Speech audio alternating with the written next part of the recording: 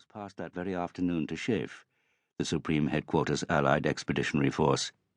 Unfortunately, there were not enough small sizes because the average French male was distinctly shorter than his American contemporary. De Gaulle's meeting with the two American generals took place in the Ministry of War in the Rue Saint-Dominique.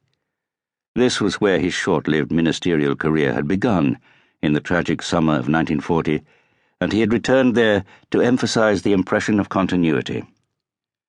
His formula for erasing the shame of the Vichy regime was a majestically simple one. The Republic has never ceased to exist. De Gaulle wanted Eisenhower to keep Leclerc's division in Paris to ensure law and order, but since some of Leclerc's units had now started to move out, he suggested that perhaps the Americans could impress the population with a show of force to reassure them that the Germans would not be coming back. Why not march a whole division, or even two, through Paris on its way to the front?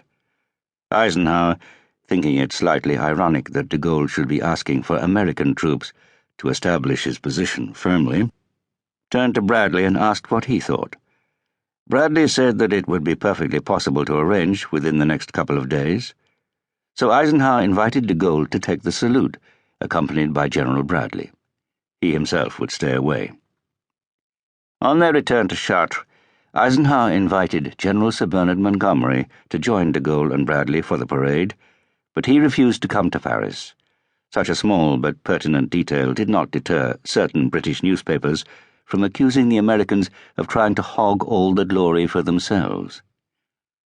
Inter-Allied relations were to be severely damaged by the compulsion in Fleet Street to see almost every decision by Chef as a slight to Montgomery and thus the British. This reflected the more widespread resentment that Britain was being sidelined.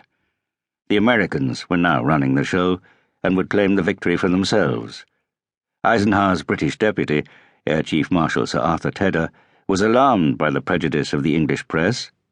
From what I heard at Chef, I could not help fearing that this process was sowing the seeds of a grave split between the Allies. The following evening, the 28th Infantry Division, under its commander, Major General Norman D. Cotter, moved from Versailles towards Paris in heavy rain. Dutch Cotter, who had shown extraordinary bravery and leadership on Omaha Beach, had taken over command less than 2 weeks before, after a German sniper had killed his predecessor. The fighting in the heavy hedgerow country of Normandy had been slow and deadly during June and July, but the breakout, led by General George S. Patton's Third Army at the beginning of August, had produced a surge of optimism during the charge to the River Seine and Paris itself. Showers had been set up for Cotter's men in the Bois de Boulogne so that they could scrub themselves before the parade. The next morning, the 29th of August, the division set off up the Avenue Foch to the Arc de Triomphe, and then down the long vista of the Champs-Élysées. Helmeted infantry, with rifles slung and bayonets fixed, marched in full battle order. The mass of olive drab, rank after rank, 24 men abreast, stretched right across the broad avenue. Each man on his shoulder wore the divisional badge, the red keystone symbol of Pennsylvania, which the Germans had dubbed the Bloody Bucket from its shape. The French were amazed both by the informality of American uniforms and by their seemingly limitless quantities of machinery. Une armée de mécanos, the diarist Jean Galtier-Boissière remarked. On the Champs-Élysées that morning, the French crowds could not believe that a single infantry division could have so many vehicles.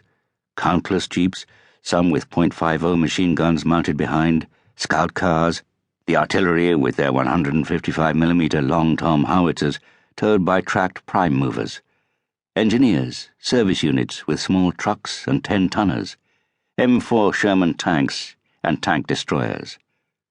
This display made the Wehrmacht, the apparently invincible conqueror of France in 1940, appear bizarrely old-fashioned with its horse-drawn transport. The saluting dais was on the Place de la Concorde. Army engineers had created it out of assault boats turned upside down and concealed by a long tricolor valance, while numerous stars and stripes fluttered in the breeze. In front, the 56-piece band, which had led the parade, played the division's march, Khaki Bill. The French crowds watching the show